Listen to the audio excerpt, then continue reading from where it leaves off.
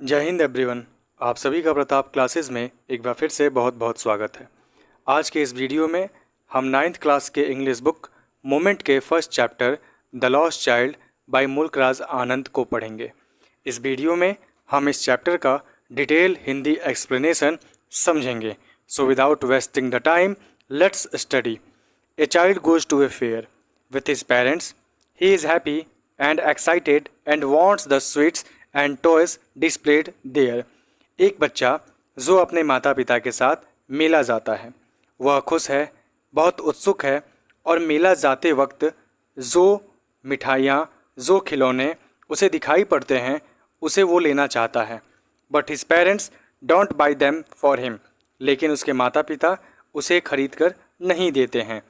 Y then does he refuse when someone else offers them to him, और जब कोई दूसरा व्यक्ति वही मिठाई, वही खिलौना उसे खरीद कर देता है, तब वो बच्चा उस मिठाई और खिलौनों को लेने से मना कर देता है। ऐसा क्यों? इसे हम इस चैप्टर को पढ़ने के बाद समझेंगे कि आखिर क्या कारण था कि वो बच्चा जिन खिलौनों, जिन मिठाइयों का डिमांड मेला जाते वक्त कर रहा था, उन्हीं चीज़ों को जब कोई दूसरा व्यक्ति दिलाता है तो लेने से मना कर देता है। It was the festival of spring, बसंत का त्यौहार था। From the wintry sets of narrow lanes and alleys emerged a gaily clad humanity, संकरी गलियों और गलियों की ठंडी छाया से एक उल्लासपूर्ण भीड़ दिखा। Some walked, some rode on horses, other sets being carried in bamboo and bullock cart, कुछ पैदल जा रहे थे, कुछ घोड़ों पर सवार थे, तो वहीं पर कुछ बैलगाड़ी पर बैठकर मेला जा रहे थे। One little boy run between his father's leg brimming over with life and laughter, एक छोटा सा बच्चा जो हंसते हुए, खेलते हुए, लड़खड़ाते, डगमगाते हुए, हंसी से भरपूर अपने पिता के पैरों के बीच से भागता हुआ बाहर आता है। Come child come called his parents as he lagged behind, fascinated by the toys in the shops that lined the way. जब वो छोटा सा प्यारा सा बच्चा रास्ते में सजी दुकानों के खिलौनों को देखने में अपने माता पिता से पीछे रह गया, तब उसके माता पिता उसे आवाज़ देते हैं, आओ बेटा, इधर आओ। He hurried towards his parents, his feet obedient to their call, his eyes still lingering on the wrestling toys. यद्यपि वह अपने माता पिता के पास आ गया था, फिर भी उसकी आंखें पीछे हटती हुई खिलौनों पर टिकी हुई थीं। As he came to where they had stopped to wait for him, he could not suppress the desire of his heart, even though he well knew the old cold stare of refusal in their eyes. जब वो आगे बढ़ता है तो यद्यपि वो जानता था कि उसके माता पिता उसे खिलौना देने से, दिलाने से मना कर देंगे, फिर भी वो अपने मन के भाव को दबा ना सका। I want that toy he pleaded, मुझे वह खिलौना चाहिए, वह ऐसा बोलता है। His father looked at him red eyed in his familiar tyrant's way, उसके पिता गुस्से से अपनी आंखों को लाल करते हुए उसकी तरफ देखते हैं। His mother melted by the free spirit of the day was tender and giving him finger to hold and said, look child, what is before you. तभी उसकी माँ को उसके ऊपर दया आता है, वो बहुत ही कोमलता पूर्वक अपनी उंगली पकड़ने के लिए देते हुए कहती हैं, देखो बेटा, तुम्हारे सामने क्या है, ज़रा यहाँ देखो तो। ऐसा उसकी माँ उसे बहलाने के लिए कहती हैं। It was a flowering mustard field, pearl like melting gold, as it swept across mills and mills of Emeland. उसके ठीक सामने एक सरसों का खेत था जो मीलों तक फैला हुआ था। पूरे खेत में सरसों के फूल लगे हुए थे जो कि सोने की तरह चमक रहे थे, पीले दिखाई पड़ रहे थे। A group of dragonflies were bustling about on their gauzy purple wings, intercepting the flight of a lone black bee और butterfly in search of sweetness from the flower. वहीं ड्रैगन मक्खियों का एक समूह अपने बैगनी पंख में फूलों की मिठास की तलाश में आए हुए मधुमक्खियों और तितलियों को रोकते हुए इधर उधर घूम रहे थे। The child followed them in the air with his gaze till one of them would still its wings and rest, and he would try to catch it, but it would go fluttering, flapping up into the air when he had almost cat in his hands. और फिर उन्हीं मक्खियों में से एक dragon flies पे उस बच्चे की नज़र पड़ता है। वो बच्चा उसका पीछा करता है, एक तक उसे घूरते हुए उसका पीछा करता रहता है। अब उन्हीं में से बेचारे किसी एक ने थक कर कहीं पे आराम करने के लिए सोचा और वो जाके एक स्थान पर बैठ गया। तभी ये महाशय पीछे से उसके पहुंच जाते हैं और लगभग ये उसे पकड़ने ही वाला होता है, तभी वो वहाँ से उड़कर भाग जाता है, हट जाता है। Then his mother give a cajoling call, come child come on the footpath. तभी उसकी माँ सामान्यतः प्रेम दर्शाते हुए उसे बोलती हैं, चलो बेटा यहाँ आ जाओ, फुटपाथ पे चले आओ, वहाँ क्या कर रहे हो। इस बात को कहकर उसकी माँ उसे अपने तरफ बुलाती हैं। He ran toward his parents gaily and walked abreast of them for a while, being however soon left behind, attracted by the little insects and worms along the footpath that were teeming out from their hiding places to enjoy the sunshine. यद्यपि वो अपने माता पिता के आवाज़ को सुनकर उनकी तरफ दौड़ा हुआ चला आया, लेकिन जैसे ही वो वहाँ पहुँचता है वह खुशी से हंसते मुस्कुराते हुए अपने माता पिता की ओर तो चला जाता है, बट ऐसा सिर्फ और सिर्फ कुछ ही समय के लिए होता है। वो अपने माता पिता के साथ कुछ ही समय के लिए फुटपाथ पर चलता है और जैसे ही उसकी नज़र फुटपाथ पर मौजूद कीड़े मकोड़ों पर पड़ता है जो धूप का आनंद लेने के लिए अपने घर से बाहर आए थे, तो वो उनकी तरफ आकर्षित हो जाता है और फिर से अपने माँ और पापा से, अपने माता और पिता से वो पीछे चला जाता है। Come child come, his parents called from the shed of a grove where they had seated themselves on the edge of a well. He ran towards them. तभी उसके माता पिता उसे फिर से बुलाते हैं और इस बार उसके माता पिता ग्रोव ट्रीज के अंदर किसी वेल यानी कुएं के किनारे बैठे हुए थे और वहीं से वो अपने बच्चे को बुला रहे थे।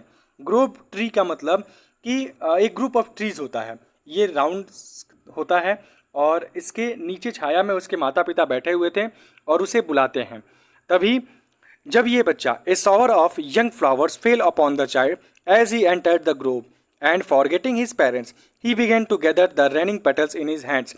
और जैसे ही वो बच्चा उस उपवन के अंदर प्रवेश करता है, तभी उसके प्रवेश करने के कारण उसके ऊपर कुछ फूल गिर पड़ते हैं। ये अब अपने माता पिता को भूल जाता है और अपने हाथों में फूलों की पंखुड़ियों को इकट्ठा करने लगता है।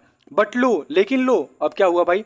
He heard the cooing of doves and ran toward his parents, shouting, "The dove, the running petals dropped from his forgotten hands."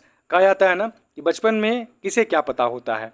जो बच्चा कुछ समय पहले अपने हाथों में फूलों की पंखुड़ियों को इकट्ठा कर रहा था, लेकिन तुरंत ही वो वहाँ पर उपस्थित डव को देख लेता है और डव डव चिल्लाते हुए उन पंखुड़ियों को हाथ से गिराकर उनकी तरफ दौड़ पड़ता है। Come child come, they called to the child who had now gone running in wild capers round the banyan tree, and gathering him up they took the narrow winding footpath which led to the fair through the mustard field. आओ बच्चे यहाँ आओ, उन्होंने उस बच्चे को बुलाया जो अब बरगद के पेड़ के चारों तरफ शरारत करते हुए दौड़ रहा था। जब वो वापस आ गया तो वे लोग एक घुमावदार पतला रास्ता पर चलते गए जो कि सरसों के खेत से होकर मेला की ओर जा रहा था। As they neared the village, the child could see many other footpaths full of throngs converging to the whirlpool of the fair, and felt at once repelled and fascinated by the confusion of the world he was entering. जैसे ही वह गांव के निकट पहुंचते हैं, बच्चे को और भी बहुत कुछ दिखाई देने लगता है। वह कई और फुटपाथ देखता है जो लोगों के भीड़ से भरा हुआ था, यानी कि उस रास्ते से होकर भी बहुत सारे लोग मेला में जा रहे थे, जो आगे चलकर कई अलग अलग जगहों पर परिवर्तित हो चुका था। इन सभी दृश्य को देखकर वह आकर्षित होता है और घबरा भी जाता है कि आखिरकार वह कहाँ आ गया है।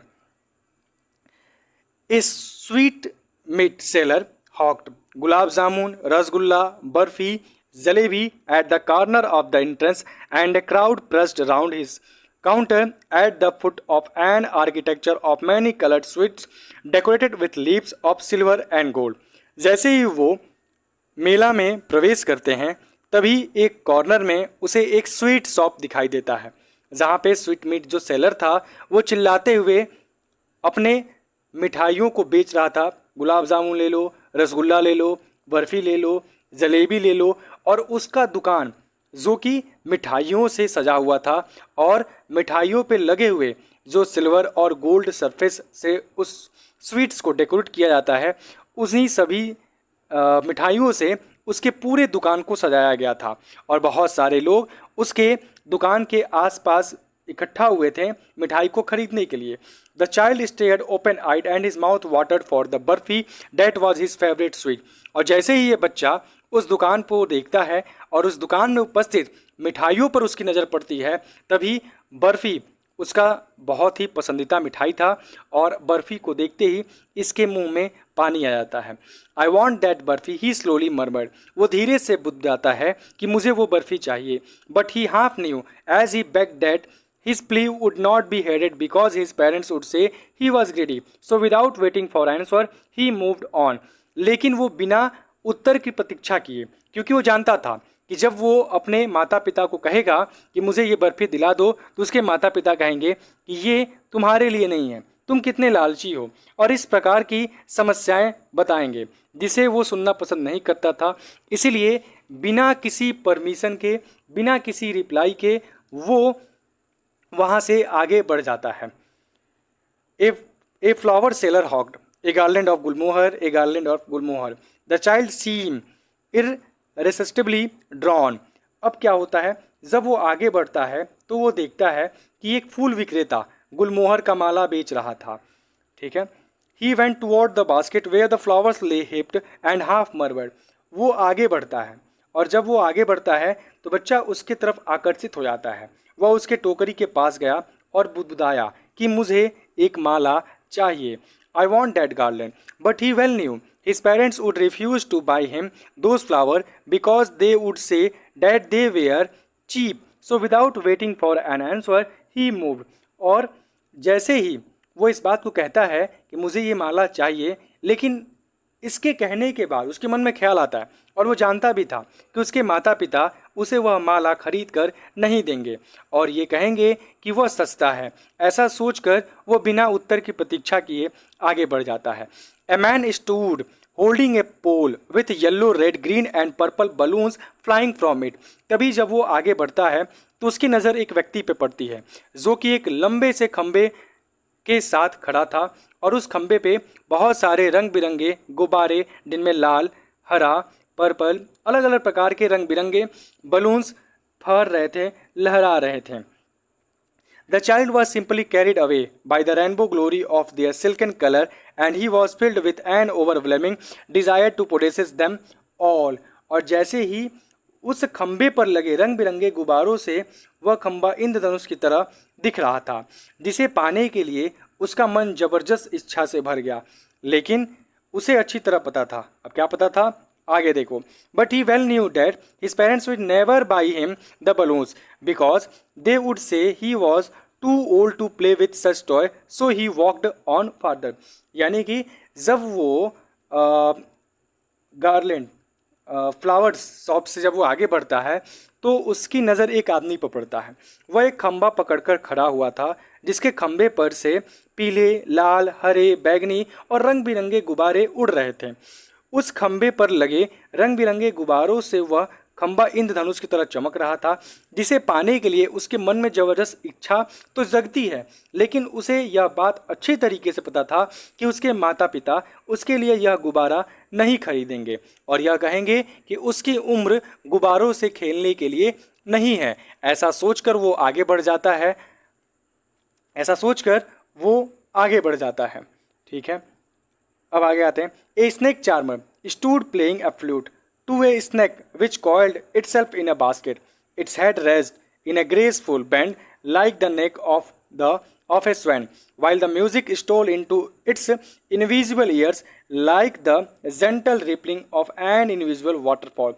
The child went toward the snake charmer, but knowing his parents had forbidden him to hear such coarse music as the snake charmer played, he proceeded further. और जैसे ही वो आगे बढ़ता है तो उसके सामने एक सपेरा दिखाई पड़ता है जो कि एक सांप के सामने अपने बीन को बजा रहा था, और उसके सामने एक सांप था जो एक टोकरी में लिपटे हुए बैठा था, जिसका गर्दन बिल्कुल हवा की तरह ऊपर उठा हुआ था, हंस की तरह उठा हुआ था, हवा की तरह लहरा रहा था। और वह उस बीन को सुनकर हवा में अपने आप को लहरा रहा था। उस सांप के बारे में बता रहा है कि जो सांप था उस बीन को सुनने के बाद अपना सर, जैसे हम लोग कहते हैं ना कि बीन को सुनने के बाद सांप नाचने लगते हैं, इस प्रकार का मदारी वहाँ पे दिखाई पड़ रहा था। वह बच्चा उस सपेरे की ओर जाता है, तभी उसके मन में अपने माता पिता के प्रति एक ख्याल आता है। वह कहेंगे कि वह इस बीन के असभ्य संगीत को सुनकर क्या करेगा, उसके लिए ये कोई फ़ायदेमंद नहीं है। वहाँ जाकर वो क्या करेगा, वे दोनों ऐसा बोलकर उसे वहाँ जाने से मना कर देंगे, उसे मदारी नहीं दिखाएंगे। इस बात को सुनकर वो बच्चा फिर से बिना किसी उत्तर की प्रतीक्षा किए हुए वहाँ से वापस लौट जाता है।